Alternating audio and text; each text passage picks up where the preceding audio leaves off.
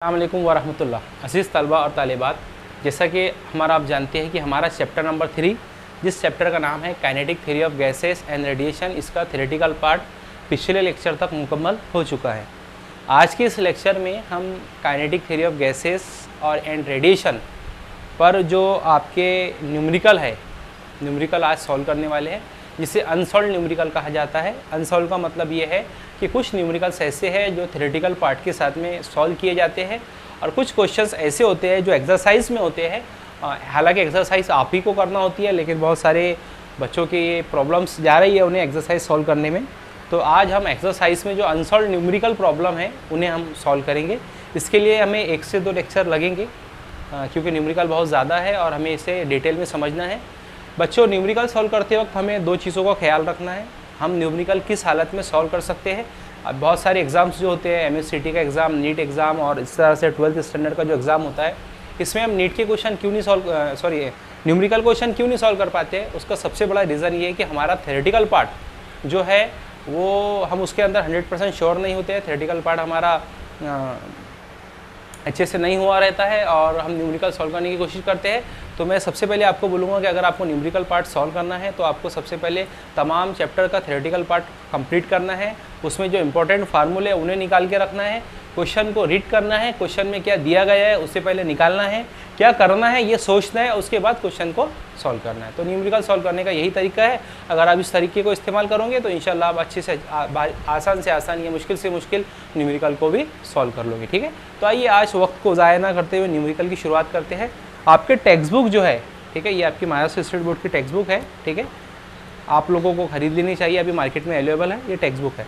तो इस text book में पेज नंबर 73 पर, कितने पर, पेज नंबर 73 पर kinetic theory of gases and radiation की एक्सरसाइज दी गई है, जिसमें सबसे पहला जो क्वेश्चन है वो है मल्टीपल चॉइस क्वेश्चन। ठीक है, तो उसके अंदर MCQs आपको करना है, तो ये तो आप लोग आसानी से कर सकते हो। ये आप ही को करना है, थ्योरेटिकल आपके पोर्शन की बुनियाद पर आप इसे कर लोगे। बहुत सारे इसमें थ्योरी के क्वेश्चन है जो मैंने ऑलरेडी करवा चुका हूँ।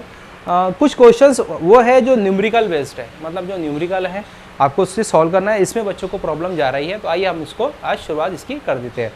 तो सबसे पहला सवाल पेज नंबर 73 पर है, क्वेश्चन नंबर 2 का 3 है। ठीक है, आंसर इन ब्रीफ है क्वेश्चन नंबर 2, उसका 3 है, वो हमें आज सॉल्व करना है। सबसे पहला सवाल ये है क्वेश्चन नंबर 2 का 3, पेज नंबर 73 पर, राइट आइडियल गैस इक्वेशन। आपको आइडियल गैस इक्वेशन लिखना है। आइडियल गैस इक्वेशन लिखना है तो आइडियल गैस इक्वेशन हम जानते हैं क्या होती है, वो होती है PV = nRT, जहाँ पर P है प्रेशर, V जो है वॉल्यूम है, R जो है गैस यूनिवर्सल कांस्टेंट है, T एब्सोल्यूट टेम्परेचर, और N जो है, तो N के लिए हम एक फार्मूला भी इस्तेमाल करते हैं, M/m0। ठीक है, तो यहाँ पर जो N जो है इसे कहा जाता है नंबर ऑफ मोल। क्या कहा जाता है? Number of mole. तो हमें यहाँ पर इस क्वेश्चन में नंबर ऑफ मोल का एक फार्मूला इस्तेमाल करना पड़ेगा। इस क्वेश्चन को सॉल्व करेंगे। अब एक क्वेश्चन यहाँ पर जनरेट हो सकता है कि हम इसे एब्सोल्यूट टेम्परेचर क्यों बोलते हैं। तो हमेशा याद रखिए, एब्सोल्यूट टेम्परेचर हम उस वक्त बोलेंगे जब टेम्परेचर को जो हम केल्विन में मेज़र करेंगे, डिग्री सेल्सियस में मेज़र नहीं करेंगे। तो एब्सोल्यूट टेम्परेचर का मतलब यह है कि temperature should be taken in kelvin, not in degree Celsius. ठीक है, तो पेज नंबर 73 पर सवाल जो है हमारा, वो हमसे क्या बोलता है, इसको समझिए। सवाल ये बोलता है कि right ideal gas equation for a mass of 7 gram of nitrogen gas. मतलब यहाँ पर एक नाइट्रोजन की गैस है, उसका आपको मास दिया गया है, मास ऑफ गैस दिया गया है। एक फार्मूला मैं आपको बता दूँ, जो नंबर ऑफ मोल है इसका फार्मूला होता है N = M/m0। ठीक है, M/m0 का मतलब क्या होता है, तो M का मतलब होता है total mass of the gas, और यह है molar mass of the gas. ठीक है, तो इन 2 फार्मूले की बुनियाद पर हम इस क्वेश्चन को सॉल्व कर लेंगे। ठीक है, तो क्या बोल रहे हो, right ideal gas equation, ideal gas की इक्वेशन हमें लिखनी है for a mass of 7 gram of nitrogen gas. मतलब हमारे पास में क्वेश्चन नंबर 2 का जो हम थर्ड सॉल्व कर रहे हैं, इसमें क्या दिया गया है, इसमें दिया गया है हमें मास। मतलब हमारे पास में M दिया गया और वो कितना है, 2 ग्राम। बस इतनी चीज़ हमारे पास में दी गई है, और हमें क्या कहा गया, हमें ये कहा गया कि आपको ideal gas equation PV = nRT के फॉर्म में लिखना है। ठीक है, तो हम जानते हैं कि नाइट्रोजन गैस इसने बोला है यहाँ पर, नाइट्रोजन गैस, हालांकि सवाल में देना चाहिए था लेकिन सवाल में नहीं दिया उसने, कि नाइट्रोजन गैस के लिए जो MO होता है, उसकी वैल्यू होती है 28 ग्राम। कितनी होती है? 28 ग्राम। ये आपको याद रखना है कि नाइट्रोजन गैस के लिए जो M0 की जो वैल्यू होती है वो कितनी होती है? 28 ग्राम। ठीक है, फिर से ये M0 का मतलब क्या होता है, ये M0 का मतलब क्या होता है? Molar mass. ठीक है, तो हमारे पास में M की भी वैल्यू आ गई और मोलार मास की भी वैल्यू आ गई नाइट्रोजन गैस के लिए। ठीक है, और एक फार्मूला हम जानते हैं N इक्वल टू होता है M/M0। ठीक है, ये M0। और आइडियल गैस इक्वेशन क्या होती है हमारी? आइडियल गैस इक्वेशन वो होती है PV इक्वल टू nRT। क्या होती है? PV equal to nRT। तो आइडियल गैस इक्वेशन हमें लिखना है PV इक्वल टू n, हमारे पास में क्या है? n है हमारे पास में M/M0 इंटू RT। ठीक है, इसका मतलब होगा PV इक्वल टू M/M। तो M की वैल्यू कितनी है? M की वैल्यू तो 2 है हमारे पास में, 2 ग्राम दी गई क्वेश्चन के अंदर, सॉरी 7 ग्राम है, सॉरी इसके लिए ये 7 ग्राम है, तो हमें यहाँ पर 7 ग्राम रखना है। ठीक है, डिवाइडेड बाय M0 कितना है? तो M0 हमारे पास में 28 इंटू RT। ठीक है, 7 1 जार 1 और 7 4 जार 28। ठीक है, तो हमारे पास में क्या बचा? इक्वेशन ये बच गई हमारे पास में PV इक्वल टू 1/4 RT। तो ये है वो ideal gas equation for nitrogen gas. सवाल में क्या बोला था उसने कि right ideal gas equation for a mass of 7 gram of nitrogen gas. तो ये नाइट्रोजन गैस के लिए आइडियल गैस इक्वेशन है जो है PV इक्वल टू 1/4 RT। ठीक है, तो ये क्वेश्चन नंबर 2 का थर्ड हुआ।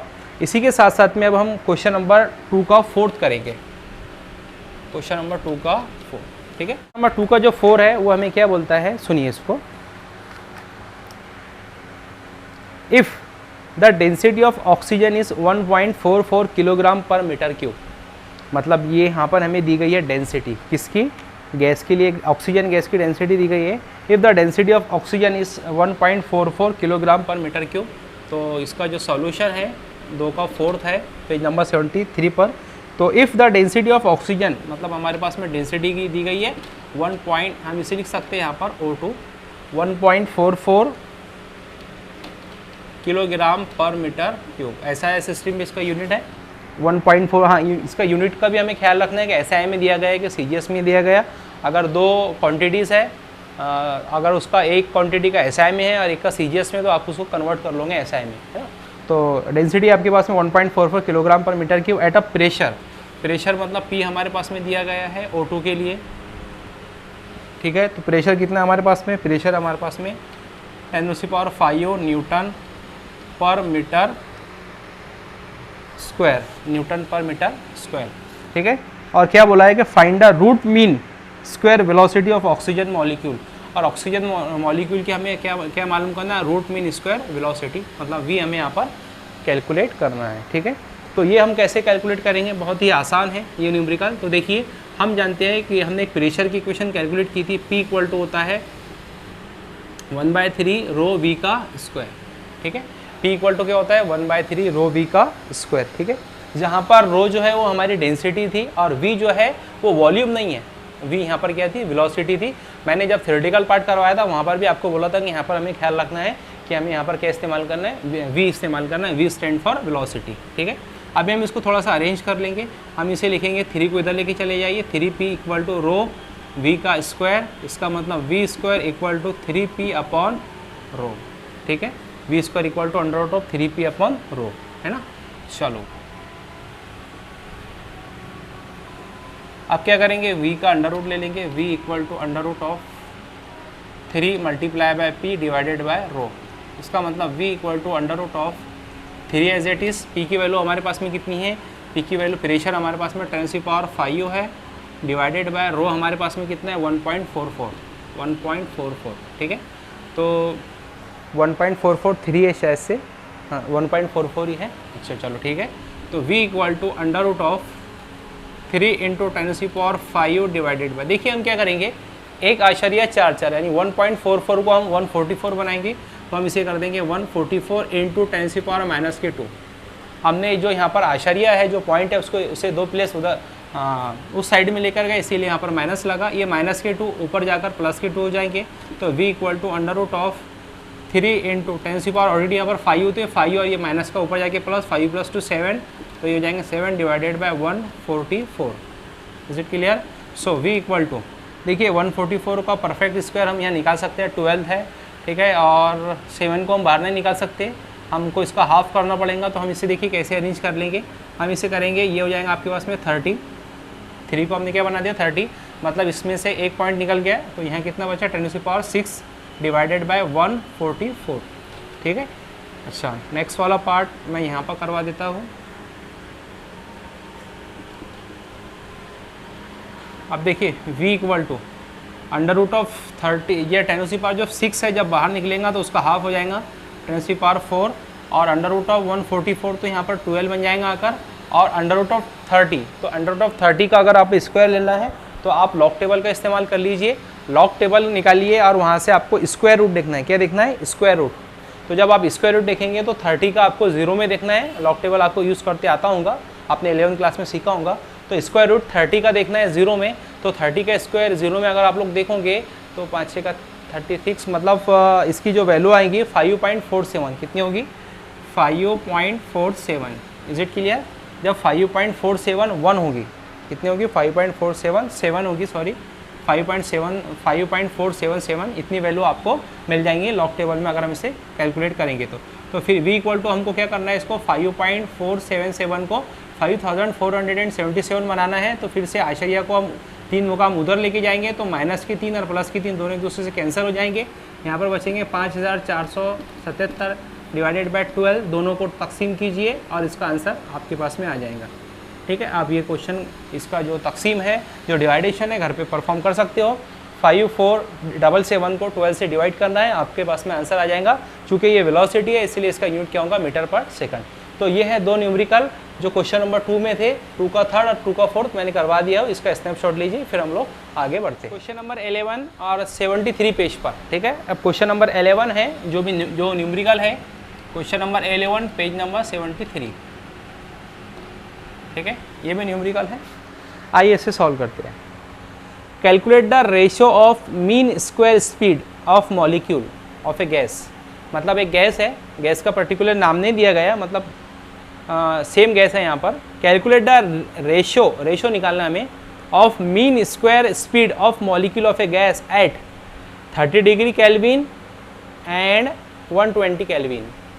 मतलब क्या दिया गया आपके पास में, एक गैस के 2 टेम्परेचर अलग अलग दिए गए। पहला जो T1 है, देखिए इसमें जो T1 है, T1 इक्वल टू 30 केल्विन है, और T2 जो है वो 120 केल्विन है।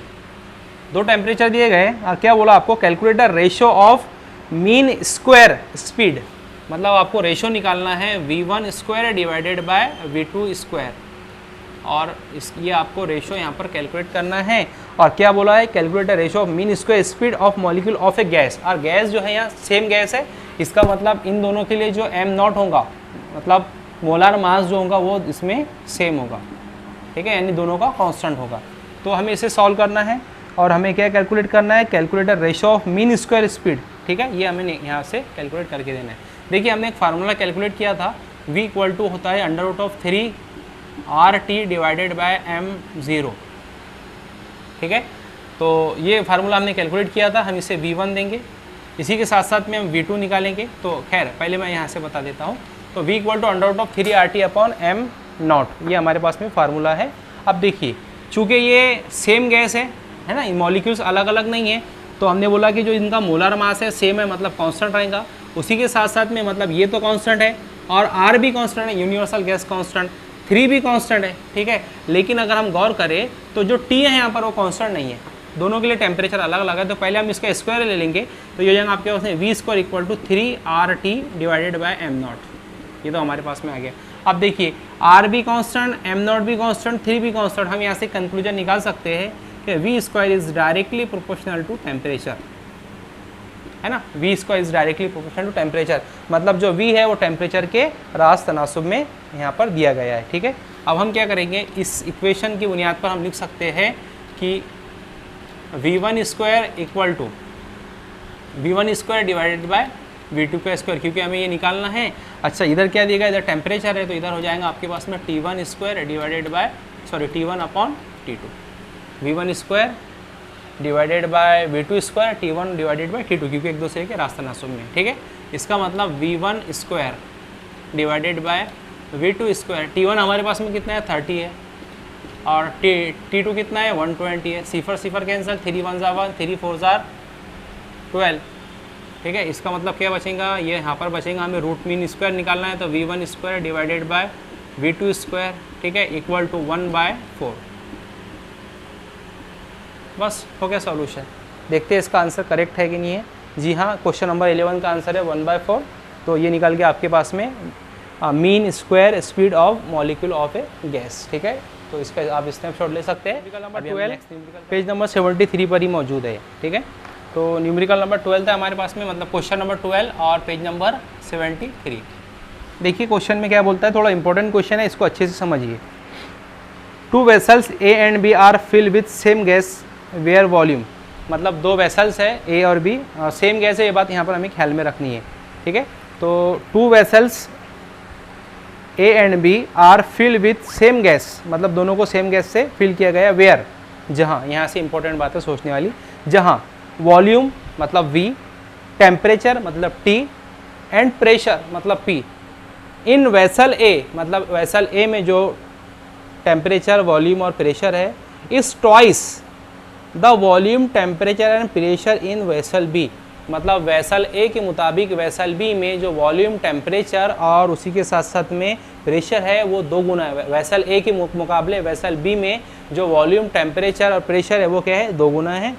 आगे क्या बोला है उसने, calculate the ratio of number of molecule, मतलब हमें n यहाँ पर कैलकुलेट करना है, n का रेशो लेना है।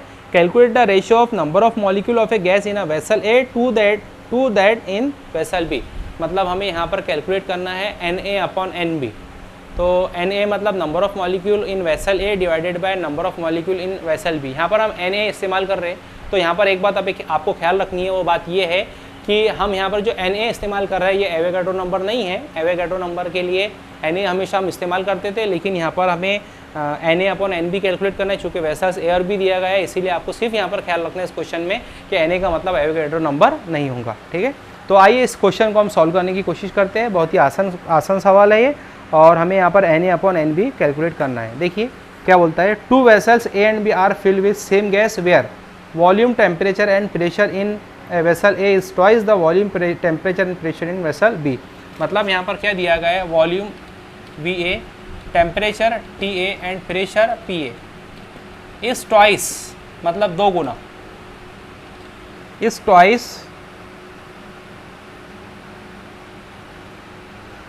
प्रेशर इन वॉल्यूम है, इज ट्वाइस द वॉल्यूम, मतलब इसका ये 2 गुना है, तो ये हो जाएगा आपके पास में VB, ये हो जाएगा आपके पास में TB और ये हो जाएगा आपके पास में PB। मतलब वेसल A के मुकाबले B में जो प्रेशर, टेम्परेचर और वॉल्यूम है वो कितने गुना है, 2 गुना है, ठीक है। बस इतना हमारे पास में दिया गया है। और क्या बोला आपको, calculate the ratio of number of molecule of gas in vessel A, मतलब हमें यहाँ पर कैलकुलेट करना है Na और Nb का रेशियो। ख्याल ये रखना है कि यहाँ पर जो Na है वो एवोगाड्रो नंबर नहीं है। अगर यहाँ पर कहीं पर एवोगाड्रो नंबर आता है तो हम Na को किससे रिप्लेस करेंगे, तो N0 से रिप्लेस कर देंगे, ठीक है। ओके, चलिए अब हमारे पास में एक फार्मूला है आइडियल गैस इक्वेशन का, वो समझते हैं क्या होता है इसका सॉल्यूशन। हम जानते हैं कि PV इक्वल टू होता है NRT, है ना, आइडियल गैस इक्वेशन। लेकिन जो है नंबर ऑफ मोल है N इक्वल टू क्या होता है, N इक्वल टू होता है N/Ne, मतलब Na जो यहाँ पर एवोगाड्रो नंबर है तो हम इसे किससे रिप्लेस कर देंगे, N0 से, क्योंकि हमने ऑलरेडी यहाँ पर लिया। मैंने अभी आपको बताया कि इस क्वेश्चन के लिए हम Na को किससे रिप्लेस करेंगे, N0 से। मतलब हमारे पास में क्या बच जाएगा, PV equal to N/N0 RT, ठीक है। यहाँ से हम क्या निकाल सकते हैं, हम यहाँ से कैलकुलेट करेंगे, N को हम यहाँ से कैलकुलेट करेंगे तो N हमारे पास में बचेगा, ये इधर चल जाएगा, ये हो जाएगा आपके पास में PV multiply by N0 divided by RT, ठीक है। ये हमारे पास में आ गया N equal to PV multiply by N0 divided by RT। अच्छा, अब यहाँ पर गौर कीजिए, R जो है यूनिवर्सल गैस कांस्टेंट है, इसीलिए ये तो कांस्टेंट ही रहेगा। एवोगाड्रो नंबर, इस क्वेश्चन में हमें याद रखना है कि जो एवोगाड्रो नंबर है N0 जो है वो भी हमें यहाँ पर क्या लेना है, कांस्टेंट लेना है। तो इस बात का आपको यहाँ पर ख्याल रखना है, मतलब ये 2 चीज़ें जो है ये हमें यहाँ पर कांस्टेंट लेनी है, इसका आपको ख्याल रखना है। अगर ये दोनों चीज़ें कांस्टेंट हो गई, लेकिन प्रेशर, वॉल्यूम और टेम्परेचर ये वेरिएबल है, ये कभी भी चेंज हो सकते हैं, तो इससे हम क्या कंक्लूजन निकालेंगे, हम निकालेंगे N is directly proportional to PV by T, मतलब प्रेशर और वॉल्यूम के डायरेक्टली प्रोपोर्शनल है, नंबर ऑफ मॉलिक्यूल और टेम्परेचर के इन्वर्सली प्रोपोर्शनल है, ठीक है। अब इसकी बुनियाद पर हम इक्वेशन लिख लेंगे, हम लिखेंगे Na upon Nb equal to क्या हो जाएगा, Pa upon Pb multiply by Va upon Vb multiply by, देखिए टेम्परेचर जो इन्वर्स है तो ये उलट जाएगा, इधर हो जाएगा ये Tb अपॉन T। देखिए आप सोचेंगे यहाँ पर ए बी है, यहाँ पर बी और ए क्यों है, क्योंकि यहाँ पर ये इन्वर्सली प्रोपोर्शनल था इसीलिए ऐसा हुआ। Na अपॉन Nb तो हमें कैलकुलेट करना है, इक्वल टू Pa हमारे पास में कितना है, Pa हमारे पास में 2Pb, तो ये हो जाएगा 2 multiply by Pb divided by Pb multiply by Va हमारे पास में कितना है, तो 2Vb है multiply by 2Vb divided by Vb multiply bye Tb हमारे पास में कितना है, तो Tb तो हम एज इट इज़ रखेंगे, Tb की कोई वैल्यू नहीं हमारे पास में, T हमारे पास में कितना है 2 इंटू TB, ठीक है। तो 2 TB यहाँ से cancel, Vb cancel, Pb cancel, तो क्या बचा, यहाँ पर बचेगा Na upon Nb equal to, देखिए 2 2 ज़ार 4 मतलब 4 मल्टीप्लाई बाय 1 मतलब 4 मल्टीप्लाई बाय 1 मतलब 4 और डिवाइडेड बाय 2 1 ज़ार 2 है ना, तो 2 1 ज़ार 1 2 ज़ार 4, तो क्या बचेगा हमारे पास में इक्वेशन बचेगी Na upon Nb equal to 2/1 और यही हमें कैलकुलेट करना था। देखते हैं हम इसका आंसर करेक्ट है या नहीं। क्वेश्चन नंबर 12 का, हाँ 2/1 तो हमारा आंसर करेक्ट है, ठीक है। ये रेशियो हमें कैलकुलेट किया, ये numerical number 12 page number 73 snapshot लीजिए। 12 हमारा हो गया, अभी क्वेश्चन नंबर 13 पेज नंबर 73 पर, ठीक है। देखिए थोड़ा सा इसको समझना है, इस क्वेश्चन में क्या बोला है, a gas in a cylinder is at pressure P, मतलब एक सिलेंडर में गैस है और उसका जो प्रेशर है वो क्या है, P है, ठीक है। ये बात आपको ख्याल में रखना है कि जो गैस का जो प्रेशर है वो यहाँ पर P दिया गया है। If the masses of all the molecules are made 1/3 of their original value, मतलब मान लो आपके पास में गैस का मास दिया गया है और क्या बोला उसने, if the masses of all the molecule are made 1/3 of their original, मतलब जो फाइनल मास है वो पहले मास का 1/3 है। इसका मतलब क्या दिया गया है इसके अंदर कि m, हम 2 बोलेंगे यहाँ पर, m2 equal to 1/3 of m1, ठीक है। समझ में आपको क्या बोला है इसने बोला है कि if the masses of all the molecule are made 1/3 of their original value, मतलब ओरिजिनल वैल्यू का कितना है, तो ओरिजिनल वैल्यू का ये 1/3 है, ठीक है। तो ये आपके पास में दिया गया है, इसका मतलब ये होगा कि m2 हमारे पास में क्या हो जाएगा, m2 हो जाएगा हमारे पास में m1/3, ठीक है। m1 को अगर मल्टीप्लाई करेंगे, ठीक है। आगे चलते हैं, ऑफ देयर 1/3 है ना original value, and their speeds are double, और जो स्पीड है वो ओरिजिनल वैल्यू से, मतलब जो इब्तिदाई जो इसकी रफ्तार थी उससे 2 गुना है। इसका मतलब ये है कि V2 कितना हो जाएगा, तो V2 हो जाएगा हमारे पास में 2V1, डबल बोला है ना, हाँ, the value and their speeds are double, ठीक है। Then find the resultant pressure, मतलब आपको रिजल्टेंट प्रेशर मालूम करना है। और स्टार्टिंग में जो बात उसने बोला है कि a gas in a cylinder is at pressure P, मतलब जो P1 है वो किसके बराबर है, P के बराबर, मतलब जो इनिशियल प्रेशर है वो P के बराबर है। और आपको क्या कैलकुलेट करना है, उसने बोला है आपको P2 कैलकुलेट करना है, मतलब आपको यहाँ पर निकालना है फाइंड द रिजल्टेंट प्रेशर, मतलब फाइनल प्रेशर क्या होगा। देखिए ये जो मास है, ठीक है, मतलब जो सेकेंडरी या फाइनल जो मास है वो फर्स्ट का 1/3 है, ठीक है। उसी के साथ साथ में जो वेलोसिटी है वो उसकी 2 गुना है। और आपको क्या मालूम करना है, यहाँ पर P2 कैलकुलेट करना है, ठीक है। तो ये क्वेश्चन है पेज नंबर 73 पर और 13 नंबर का ये क्वेश्चन है, ठीक है। आइए इसको शुरुआत करते हैं इसको सॉल्व करने की। तो फिर से हम यहाँ पर प्रेशर की इक्वेशन को इस्तेमाल करेंगे, यूजिंग गैस प्रेशर इक्वेशन। क्या होता है प्रेशर की equation, P equal to half rho V का स्क्वायर। यहाँ पर जो V है वो क्या है, वेलोसिटी है, और रो जो है वो डेंसिटी है। इसका मतलब P इक्वल टू 1/3, जो हमारे पास में रो होता है वो होता है m/v, मतलब मास पर वॉल्यूम मल्टीप्लाई बाय ये हमारे पास में वेलोसिटी है। थोड़ा सा मैं V को थोड़ा सा डिफरेंट लिख रहा हूँ, हम चाहे ताकि हम पहचान सकें कि वेलोसिटी और ये वॉल्यूम है। इसी के साथ साथ जब हमने प्रेशर गैस इक्वेशन को सॉल्व किया था, जब यहाँ पर इक्वेशन कैलकुलेट की थी, तो मैंने आपको बताया था कि m किसके बराबर होता है, तो m होता है 1/3 n इंटू m के बराबर, ठीक है, डिवाइडेड बाय v और मल्टीप्लाई बाय v का स्क्वायर, ठीक है। ये आपके पास में v का स्क्वायर, ओके। अच्छा, अब आप यहाँ पर ज़रा गौर कीजिए, इस क्वेश्चन में कि जो वॉल्यूम है, क्योंकि इसने शुरुआत में क्या बोला है हमें, a gas in a cylinder is at pressure P, मतलब सेम गैस है तो यहाँ पर एक ही सिलेंडर में रखी हुई है तो इसका जो वॉल्यूम है वो तो कांस्टेंट रहेगा, और उसी के साथ साथ में total number of molecule in a gas वो भी क्या होंगे, कांस्टेंट होंगे, मतलब दोनों चीज़ें कांस्टेंट है और 3 भी हमारा कांस्टेंट है। ठीक है, तो फिर हम यहाँ से क्या कंक्लूजन निकाल सकते हैं कि P is directly proportional to mv का स्क्वायर। देखिए 3 is constant, volume is constant and number of molecules is also constant, तो क्या बचा, P is directly proportional to mv का स्क्वायर। ठीक है, अगर हमारे पास में ये वैल्यू आती है तो हम यहाँ से क्या करेंगे, अब यहाँ से लिखेंगे P2 अपॉन P1, क्या लिखेंगे, P2 upon P1 equal to M2 upon M1। ठीक है, और यहाँ लिखेंगे हम V2 अपॉन V1 का स्क्वायर। तो यहाँ पर क्या बचेगा बच्चों, यहाँ बचेगा P2 अपॉन P1 और M2 किसके बराबर है, M2 हमारे पास में M1 अपॉन 3 है, M1 upon 3 divided by M1 है ना, और V2 किसके बराबर है, V2 बराबर है 2V1 के बराबर है डिवाइडेड बाय V1 इसका स्क्वायर, M1 कैंसर, मतलब यहाँ बचा P2 upon P1 equal to 1/3 और V1 कैंसर, 2 2 जार 4, मतलब क्या बचेगा, तो इसका आंसर आ जाएगा हमारे पास में P2 upon P1 equal to कितना बचा, हाँ यहाँ 1/3 है तो यहाँ पर बचेगा 4/3, तो हमें क्या कैलकुलेट करना है, P2 कैलकुलेट करना है, इसका मतलब क्या बच जाएगा, इसका मतलब बच जाएगा P2 equal to 4/3 into P1। देखिए आंसर चेक करते करेक्ट है या नहीं, क्वेश्चन नंबर 13 का 4/3 इंटू P1, और P1 किसके बराबर है, तो हमने यहाँ पर लिखा है P1 बराबर P के, तो इसका जो फाइनल आंसर है मैं यहाँ लिख रहा हूँ, इसका फाइनल आंसर होगा P2 इक्वल टू 4/3 और P1 किसके बराबर है, तो P1 P के बराबर है 4/3 इंटू P। ये हो गया आपके पास में 13 नंबर का क्वेश्चन सॉल्व। ठीक है, स्नैपशॉट लीजिए 74। अब यहाँ से पेज नंबर चेंज हो चुका है, नेक्स्ट पेज पर हम लोग आ चुके हैं, लास्ट पेज है।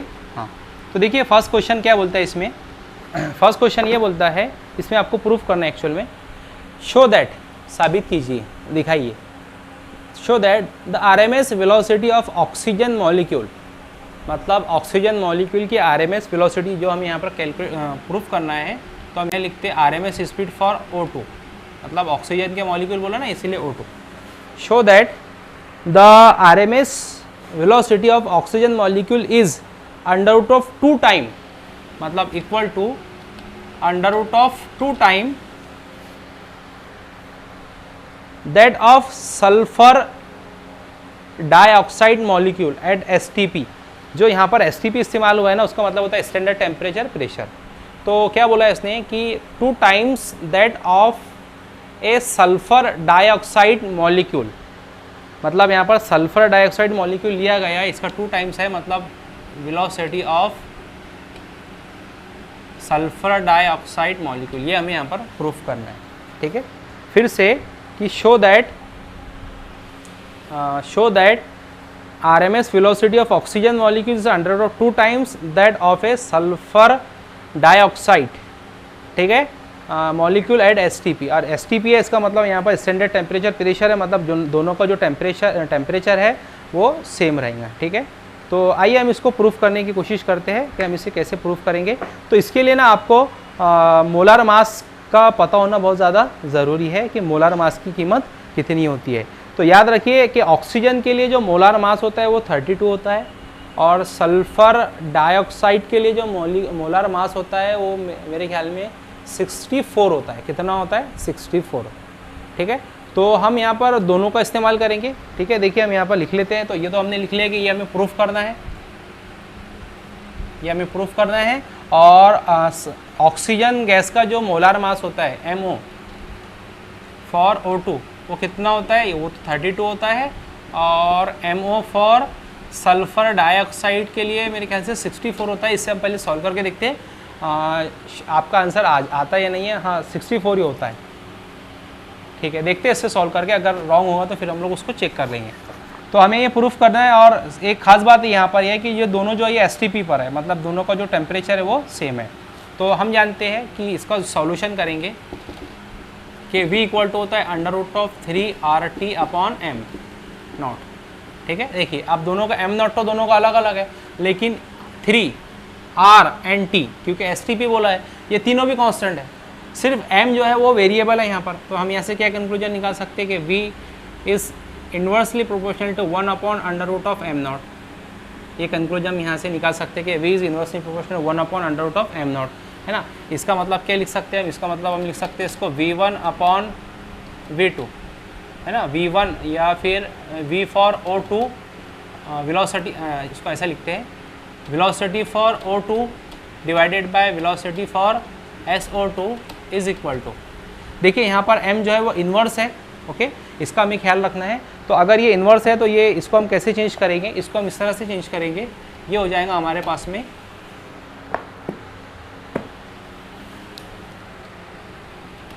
m0, ठीक है, m0। देखिए यहाँ पर इन्वर्स है तो पहले हम ऑक्सीजन का लिख रहे, तो इन्वर्स है, इसके लिए यहाँ पर क्या होगा, यहाँ हो जाएगा SO2 डिवाइडेड बाय MO, और अब किसका होगा, O2 का। देखिए यहाँ पर O2 था, यहाँ SO2 था, हमने उसका उल्टा क्यों लिखा, क्योंकि यहाँ पर हमने क्या कंक्लूजन निकाला, इन्वर्स का निकाला, इसीलिए हमने उसको ऐसे लिखा, ठीक है। अब ये वैल्यूज हमको पता है, VO2 divided by VSO2 equal to, है ना। तो MOSO2 हमारे पास में कितना है, तो ये हमारे पास में है 64 डिवाइडेड बाय, और ये वैल्यू हमारे पास में कितनी है 32, ठीक है। 8 वाला टेबल देखेंगे, 8 के टेबल में ये आ जाता है 8 4 32 और 8 8 4, हाँ, फिर 4 1 1 4 2 8, मतलब कितना हो जाएगा VO2 divided by VSO2 equal to under root of 2/1, ठीक है। तो अब इसको हम क्रॉस मल्टीप्लाई कर देंगे, तो क्रॉस मल्टीप्लाई करेंगे तो क्या हो जाएगा, ये VO2 equal to under root of 2, और ये इधर ये क्रॉस मल्टीप्लाई हो जाएगा, ये बन जाएगा आपके पास में VSO2। क्या यही हमें प्रूफ करना था, देखते हैं। तो VO2 equal to under root of VS2, ठीक है। आगे इसका स्नैपशॉट लीजिए।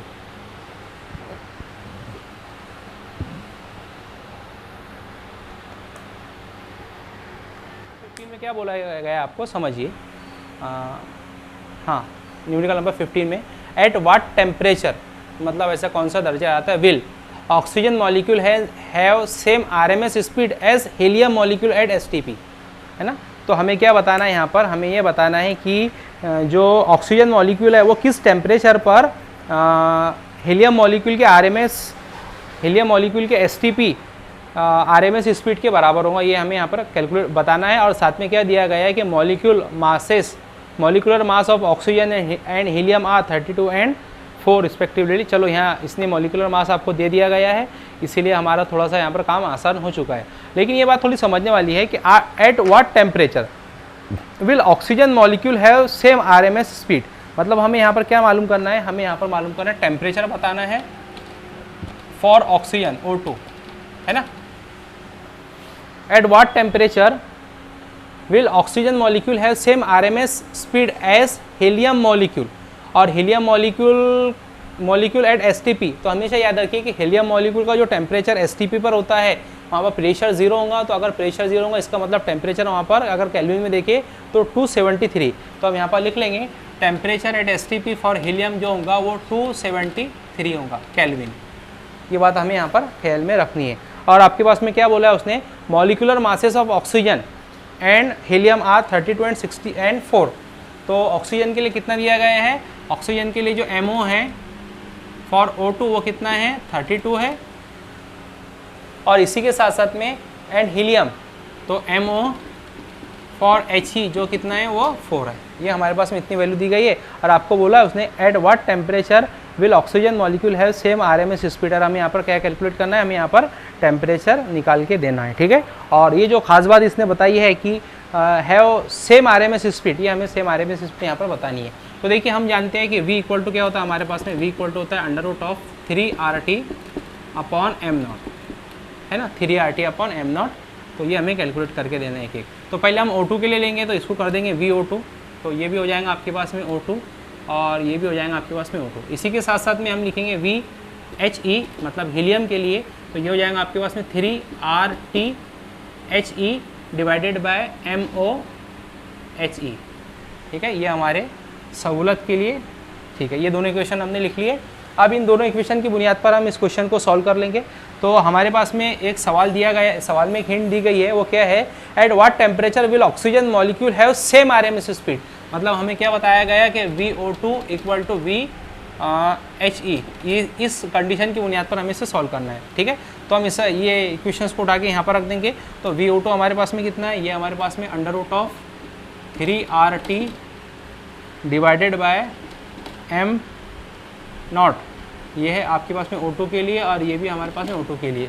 और VHE हमारे पास में कितना है, तो VHE हमारे पास में 3RTHE divided by MOHE।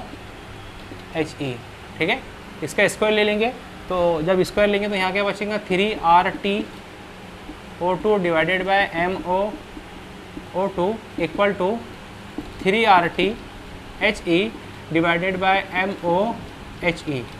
3R दोनों साइड से कैंसिल, तो यहाँ क्या बचा, TO2 divided by MO for O2 equal to THE divided by MOHE। TO2 कितना है आपके पास में, तो TO2 तो हमें कैलकुलेट करना है। TO2 इक्वल टू, इसको क्रॉस मल्टीप्लाई करके उधर ले जाइए, तो ये हो जाएगा आपके पास में MOO2 multiply by THE divided by MOHE। ठीक है, दिख रहा है यहाँ पर, हाँ। तो मैं इसे इधर क्या यहीं करवा देता हूँ। TO2 इक्वल टू MOO2 हमारे पास में कितना है, 32 है, मल्टीप्लाई बाय THE कितना है आपके पास में, 273 है, डिवाइडेड बाय MOHE हमारे पास में कितना है, 4 है। ठीक है, तो इसके आगे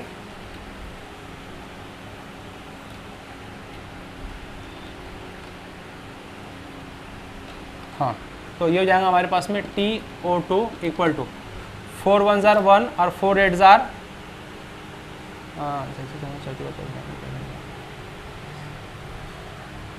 4 का पढ़ा में यहाँ पर पढ़ना पड़ेगा। 4 का 4, 4 दूना 4 3 12, 4 4 16, 4 5 20, 4 6 24, 4 7 28, 4 8 32, तो 4 8 जार 32, मतलब TO2 इक्वल टू 8 × 2 73, इसका मतलब TO2